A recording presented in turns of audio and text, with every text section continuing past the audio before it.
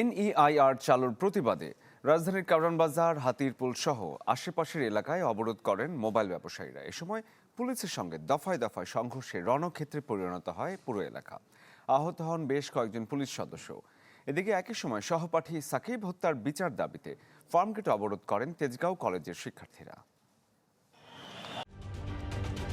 ঢালাইয়ে দৃঢ়তা, নির্মাণে নিশ্চয়তা, প্রিমিয়ার সিমেন্ট, ঢালাইয়ের রাজা। National equipment identity register NEIR চালুর প্রতিবাদে রাজধানীর কারওয়ান বাজার ও আশপাশের এলাকায় অবরোধ করে বিক্ষোভ জানান মোবাইল ফোন ব্যবসায়ীরা। এতে আইনশৃঙ্খলা বাহিনীর সঙ্গে মোবাইল ব্যবসায়ীদের হয় দফায় দফায় সংঘর্ষ, ধাওয়া পাল্টা ধাওয়া। এতে রণক্ষেত্রে পরিণত হয় কারওয়ান বাজার, বন্ধ হয়ে যায় যান চলাচল।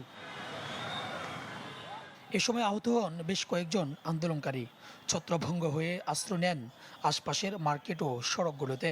মোবাইল বিজনেসের মতো এত বড় একটা বাণিজ্য মাত্র সারা বাংলাদেশের এত বড় একটা বাজার 9টা সিন্ডিকেটের হাতে তুলে দেওয়া হচ্ছে, এটা কখনো জয়যুক্ত নয়। বেলা 11টা থেকে শুরু হয়ে কয়েক দফায় ধাওয়া পাল্টা ধাওয়া চলে পৌনে 2টা পর্যন্ত। পরিস্থিতি নিয়ন্ত্রণে আনতে গিয়ে আহত হন বেশ কয়েকজন পুলিশ সদস্য। ব্যবসায়ীদের একটা অংশ এখানে আছে, তবে আমরা আরও জানার চেষ্টা করছি যে এই ব্যবসায়ীর আড়ালে কোনো দুষ্কৃতকারী, কোনো মিসক্রিয়েন্ট এটাকে অস্থিতিশীল পরিবেশ তৈরি করার চেষ্টা করছে কিনা, আমরা সেটা বোঝার চেষ্টা করছি। আমাদের পুলিশ সদস্যের বেশ কয়েকজন আহত হয়েছে। এদিকে সহপাঠী সাকিব হত্যার বিচার ও জড়িতদের আইনের আওতায় আনতে ফার্মগেট অবরোধ করে বিক্ষোভ করেন তেজগাঁও কলেজের শিক্ষার্থীরা।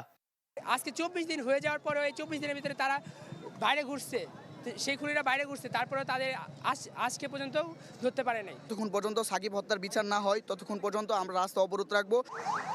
গত বছরের 6 ডিসেম্বর তেজগাঁও কলেজের দুপক্ষের সংঘর্ষে আহত হন দ্বাদশ শ্রেণী শিক্ষার্থী সাকিব।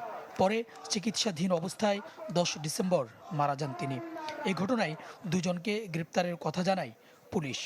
ডিবিতে হস্তান্তর করার পরে ডিবি ইতিমধ্যে একজন আসামিকে গ্রেপ্তার করেছে। আমরা থানা পুলিশের পক্ষ থেকে একজন গ্রেপ্তার করেছি এবং তথ্য প্রযুক্তি এবং সিসিটিভি ফুটেজের সহযোগিতায় আমরা অন্য আসামিদের গ্রেপ্তারের জন্য অভিযান চলতেছে।